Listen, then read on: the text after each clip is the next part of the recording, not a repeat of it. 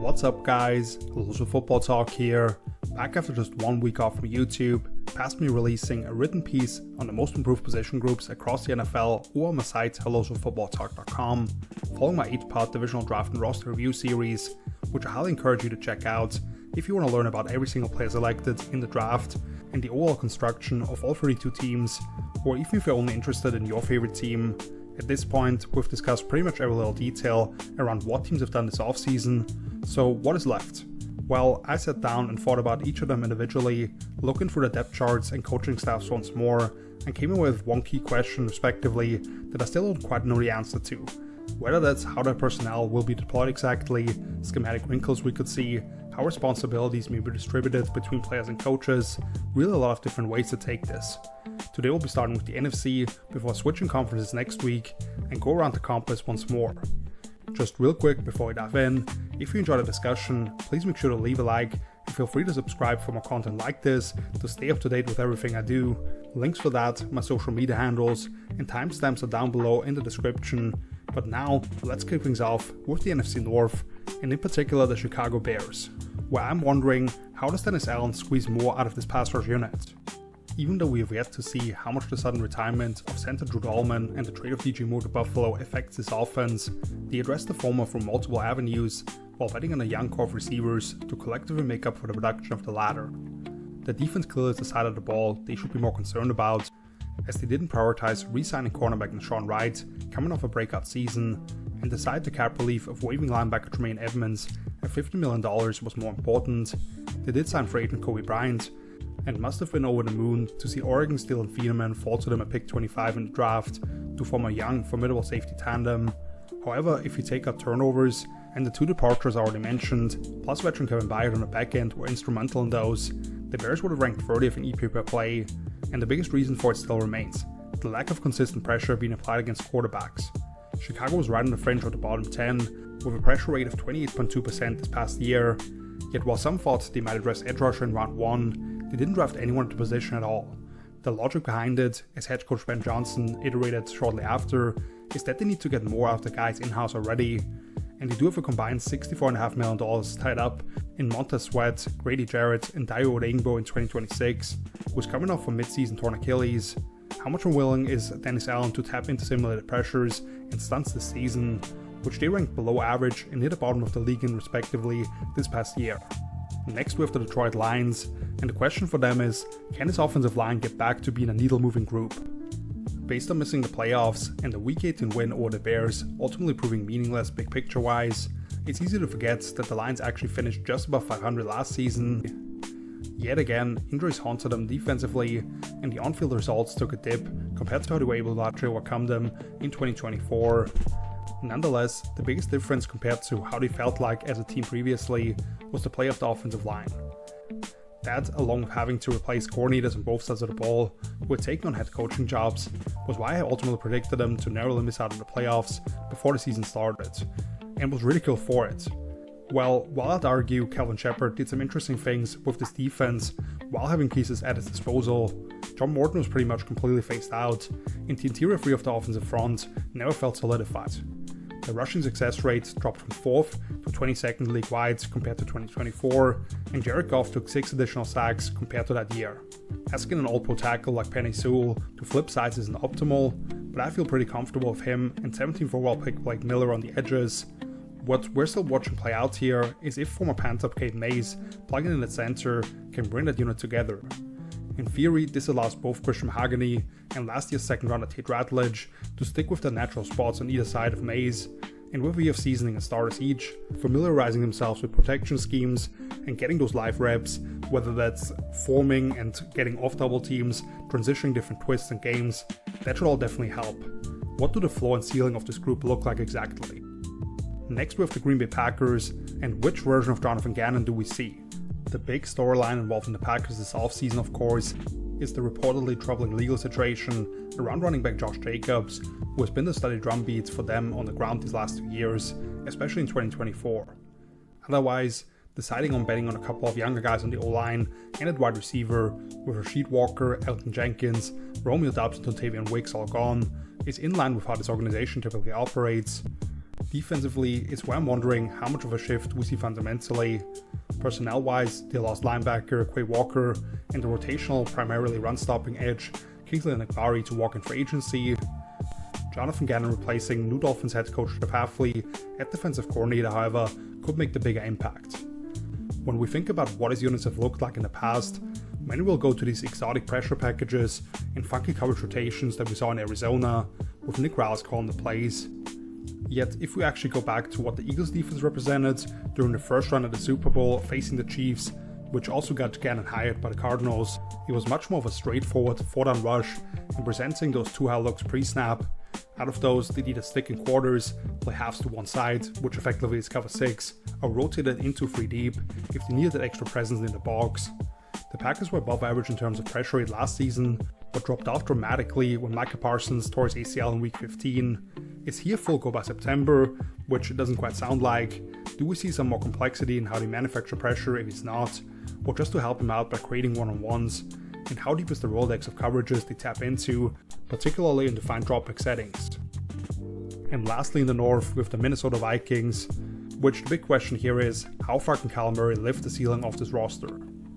Despite 7 different quarterbacks starting multiple games over the last 3 years, with Kevin O'Connell and Brian Flores as play calls on either side of the ball, they've posted a combined record of 30-21, with their 14-3 season in 2024 carrying a lot of weight. Even last year, when Carson Wentz was the top signal caller by almost all metrics for them, they just managed to finish above 500 thanks to the infrastructure they've built around that position, and Flores in particular elevating the quality of defensive personnel by staying ahead of the competition schematically. For as much as you don't want to write off a 23-year-old who you picked 10th overall just 2 years ago and has only started 10 games, they had to add some competition for JJ McCarthy at least. So when the opportunity arose to sign Kyler Murray to a 1-year veteran minimum $1.3 million contract, with the Cardinals paying off the rest of his hefty salary, it became a no-brainer. There seems to be some tension in that room already, and McCarthy obviously has talent, but I'd be shocked if Kyler wasn't the clear-cut answer by week 1. So then the question becomes, how far could they go with him once he's fully acclimated to that offense? Even if the interior line additions last year haven't brought the desired results, he's never had anything close to this receiving corp with Justin Jefferson, Jordan Addison, TJ Hawkinson, and now also free agent Juwan Jennings. This could be a lethal aerial attack if Kyler can tune the deep ball back up, and what it presents as a scrambling threat himself. And now when opponents find themselves in negative game scripts, Flores might dial things up to another level in these dropback games. Which brings us to the NFC East, first over to the Dallas Cowboys, and the question for them is, who is wide receiver 3 for this team, and how does it change the feel of that unit? On the outset, there are certainly a lot more questions about this Dallas defense rather than the offense. They completely overhauled that side of the ball, pretty much swapping out Oso Odigizua for Rashawn Gary, with more questions on the edge than interior.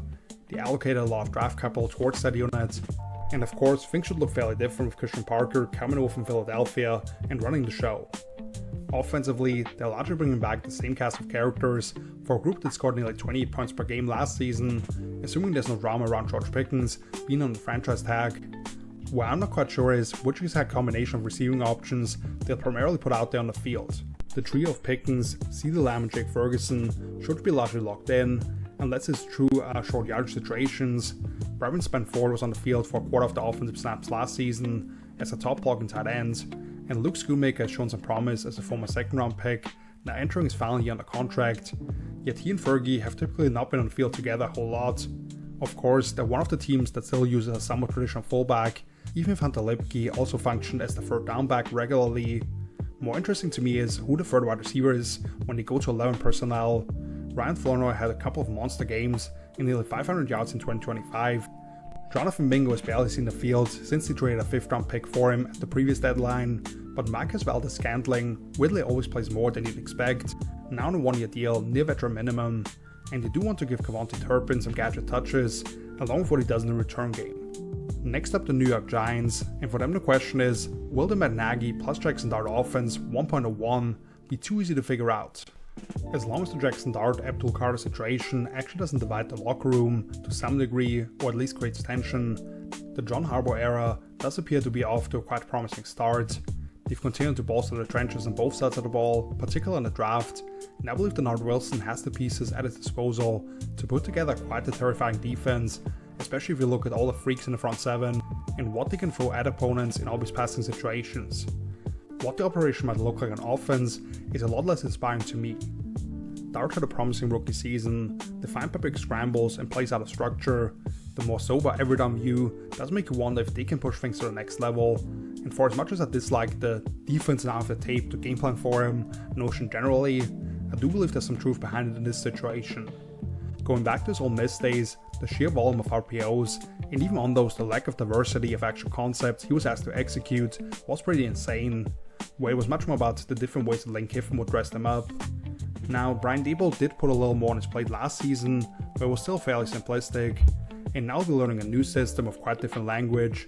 That's in combination with Matt Nagy being hired as his OC. Looking at his history, he's only called plays very sporadically across his 2 stints with the Chiefs, which is why this is also considered a lateral move for him by title, and Andy Reid didn't block it this time around. Some people may bring up that he took Mitch Trubisky to the playoffs in 2 of 4 seasons with Chicago, but once they were 8-8 as a team, and they ranked 27th in offensive EPA across that time, while lack of purpose and true ingenuity were often criticized on offense. So could defensive coordinators be holding the pen more often on paper and force the young quarterback to bail them out? Which brings us to the Philadelphia Eagles, and we'll stick with quarterback talk to some degree. How willing is Jalen Hurts to accept the influence of this new coaching staff? We have a fairly different situation in Philly, as the quarterback there has been the entrenched starter for 5 seasons now, leading them to a pair of Super Bowl appearances and winning an MVP along with a ring in one of those.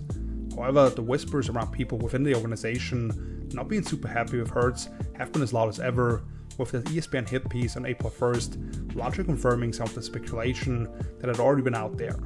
And of course, the trade of AJ Brown to New England 2 months later was the worst kept secret around the league, as the relationship between him and his quarterback had fractured over time. I do believe the Eagles still want to make it work with Jalen, but after parting ways with legendary O-line coach Jeff Stoutland, following some friction around who's in charge of the run game, and hiring former Packers quarterbacks coach Sean Mannion as the new OC, who is coming from the Kevin O'Connell metal floor offensive world, this appears as if they want to see a fundamental shift in how this offense functions. In theory, how they want to move the launch point for quarterbacks would mesh well with Hurts, since he's never been at his best at calmly navigating the pocket, but the 2 elements to this that he's still reluctant towards, even if we've seen a recent uptick in how much he's put in the center, he still barely clears the 100 mark for career dropbacks from that spot, and if you simply look at his passing map last season, he was least effective in the 10 to 19 yard range between the numbers, which typically is where these play callers from that tree want to live in. Using 1st and 2nd round picks, Mikal Lemon and Eli Stowers should further play into that. Bringing us to the Washington Commanders, last in the NFC East, in which ways do we see the front 7 additions change the dynamics defensively? Even if they moved on from Cliff Kingsbury at offensive coordinator, the heights he and quarterback Jaden Daniels have delivered, particularly in his rookie season, before being in and out of the lineup this past year, are what have kept head coach Dan Quinn employed. As for the defense, they were heavily reliant on takeaways in 2024, and in this past season, one of the division rivals and the Cowboys were worse by EPA per play on that side of the ball. You can't fault them for not trying to turn things around, however. This offseason, they've signed free agents Odafe Owe, Caleb on Jason, Tim Settle, Leo Chanel, Amik Robertson, and Nick Cross for an average annual salary of nearly $70 million combined. They drafted Ohio State's Sonny Styles 7th overall, who, depending on how you label his teammates Albert Reese, was the best pure off-ball linebacker available, taken over for Hall of Famer, whose athleticism has largely vanished, in Bobby Wagner, now putting an absolute freak in the middle of that unit. And they had Durante Jones as Brian Flores' most noteworthy assistant in Minnesota. Even with the addition of Frankie Luva a year ago, Washington was below average in terms of blitz rates, while the Vikings were number 1 by a margin. How much more dynamic their pressure packages feel like is intriguing to me, after they've largely been a 4-down rush team outside of 3rd downs, particularly since Owe is the only player who's posted big-time pass rush production in his career, and he did so for half a season really, before being handed the massive deal. Yet I'm also interested in if they adapt some of the ways to change front structures with Chanel, like the Chiefs did previously, where he basically functions as an extra D lineman on early downs. Plus, Styles' range and coverage could be key if Jones brings a heavy dose of the fire zones or from him with the Vikings.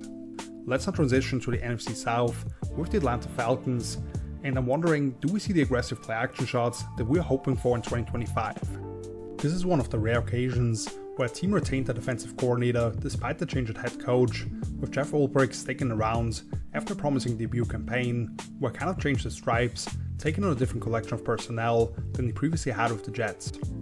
Offensively, when the Falcons made Michael Penix Jr. their full-time starter last year and had Zach Robinson, the selling point was how vertically oriented this aerial attack would be, and the space it would create for someone like Bijan Robinson if the ball is checked down to him. Yet across his 9 starts, on throws of 20 plus air yards, Penix went just 8 of 27, with less than 10 yards per attempt and no touchdowns. Then he partially tore his left ACL, when he already had surgery twice on his right knee in college.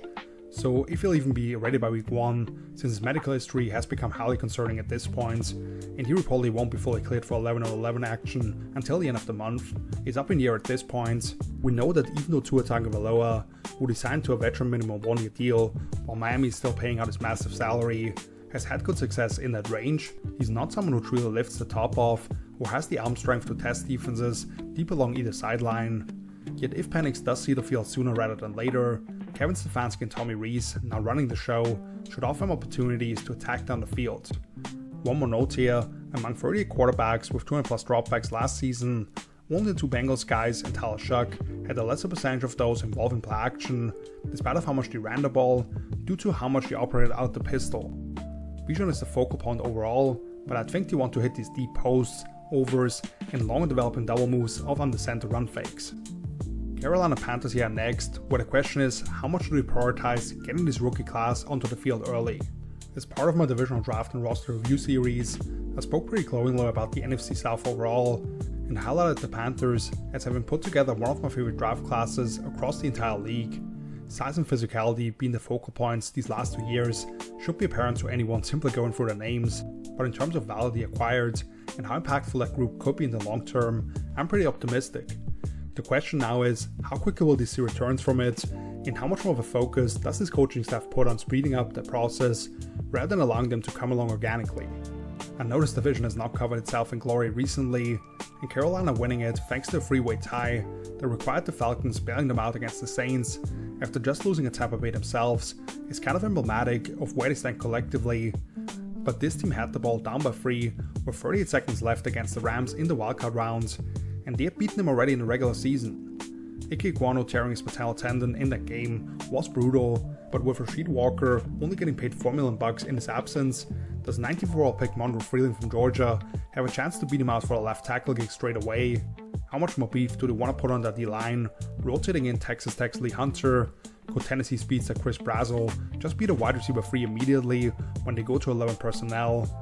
One of the 5th rounders, Sam Hesht from Kansas State, to me is the favorite to win the starting center job after losing both guys that were in the lineup for them last season, and they have a couple of other backups who could get out there quite a bit in the secondary. Next up, the New Orleans Saints, and I'm wondering to what extent do they want to put the offense in the hands of Tyler Shuck and open things up.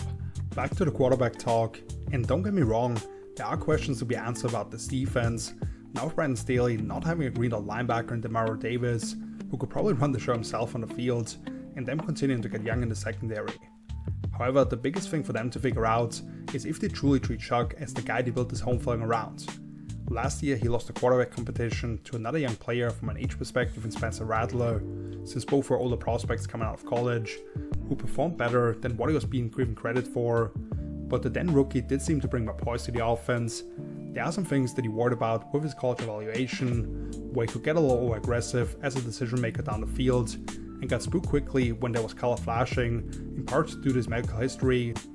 However, I thought Kellen Moore and Doug Nussmeier as the OC did a nice job of mitigating those weak points by heavily relying on a quick game and then giving him more of those isolated shot opportunities on the perimeter. Now with a full offseason of getting the majority of reps as the number 1 in that offense, how much more do they put on his plate? Whether that's just the depths of the playbook to delve into, the pre-snap operation, or just how the run-pass splits look like.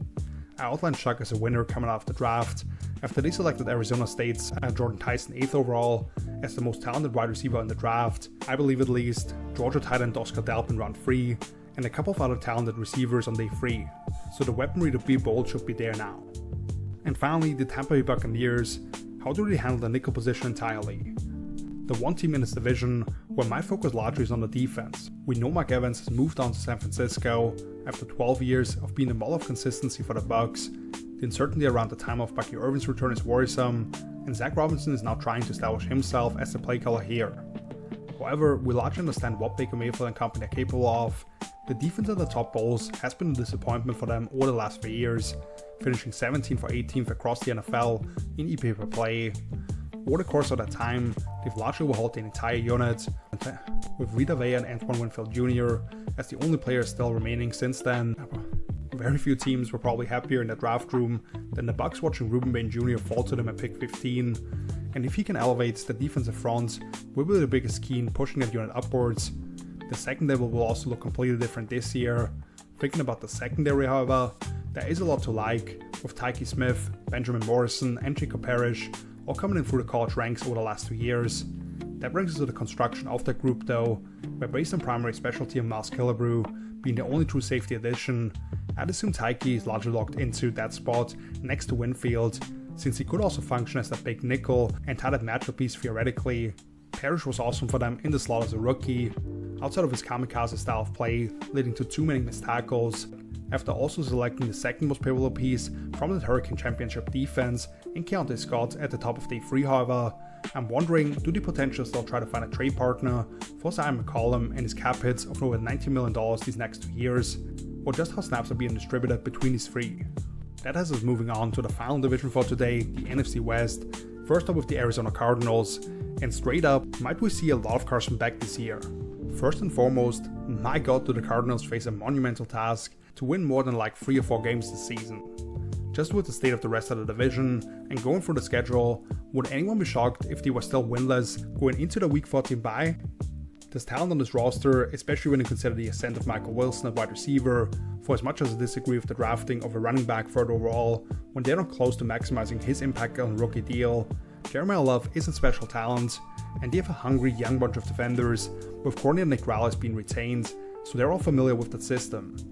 Nonetheless, Michael LaFleur's staff is facing an uphill battle, and to be totally honest, they may not prioritize winning as many games as possible this season, as we look ahead to a draft that at least has 2 big-time quarterback prospects pretty much everyone agrees on, to go with several other intriguing names. That's where Carson Beck comes in, as he's someone surprisingly ended up as the top pick of round 3, with Jacoby Brissett still seeking money adequate for a starter and staying away from OTAs. It's between the rookie and journeyman Gardner Minshew to collect those valuable reps, which we all understand what the latter one of those represents, and getting them out there on the field for anything but mop-up duty isn't really helping this organization out in the grand scheme of things. To me, Beck profiles more as a high-end backup potentially, who has some athletic limitations, and whose arm didn't quite look the same on outside the number vertical shots of the UCL surgery last season, but can win with anticipation and layered throws. So how much do we want to see what they have with him, and could he make some noise with a talented skill position group around him? And some people may be over this topic, but I just can't shake it with the Los Angeles Rams. Could the Ty Simpson selection cost him a Lombardi trophy? This whole point lost a lot of weight after pulling off the blockbuster trade for reigning Defensive Player of the Year and all-time single-season sack record holder Myles Garrett, whose presence adds that much more urgency to this championship window that they're currently in until Matt Stafford decides to hang up his cleats by will, or his injuries catch him back up to him. Right now, they literally have the most valuable player on both sides of the ball, arguably the top coaching staff, and are the favorites to go all the way. However, with them delivering the night 1 shocker of the draft by selecting Alabama quarterback Ty Simpson 13th overall, I believe there are 2 ways to look at this.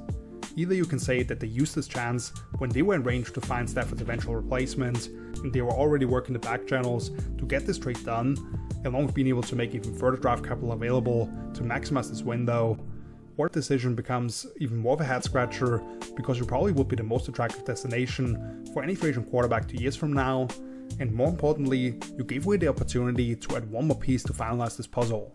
I'm not 100% sure what they might have actually gone otherwise, but in the Super Bowl bust scenario, if they come short, do we question, was it because they didn't have that extra pass catcher who could make a play on a crucial 3rd down, or right tackle in case Warren McClendon struggles in the postseason again?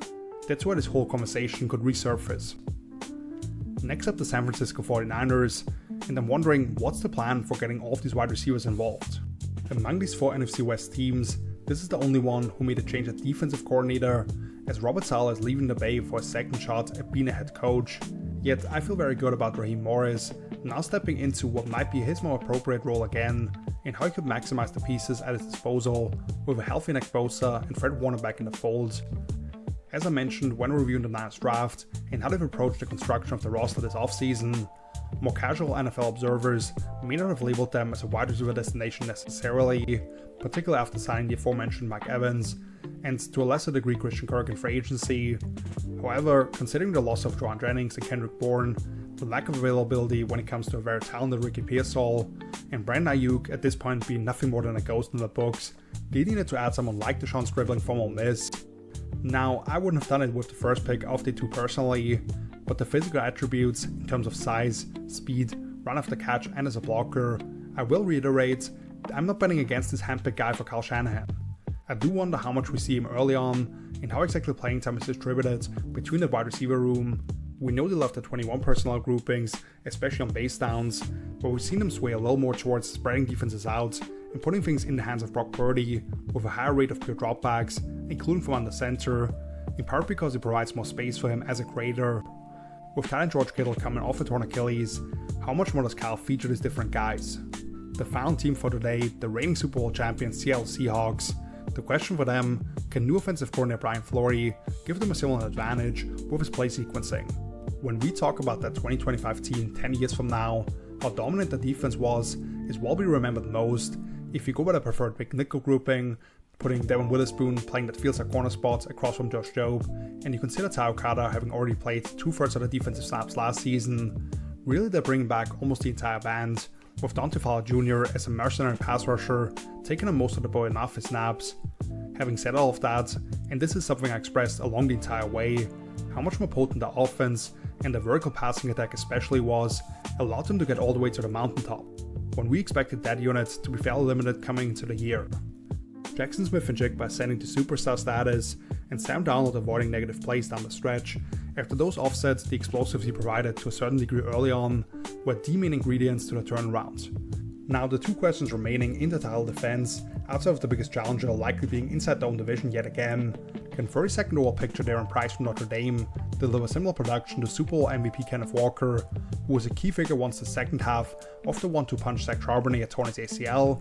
And maybe more importantly, how much of a drop-off do we see a play caller with Fleury taking over for Glenn Kubiak, now head coach of the Raiders?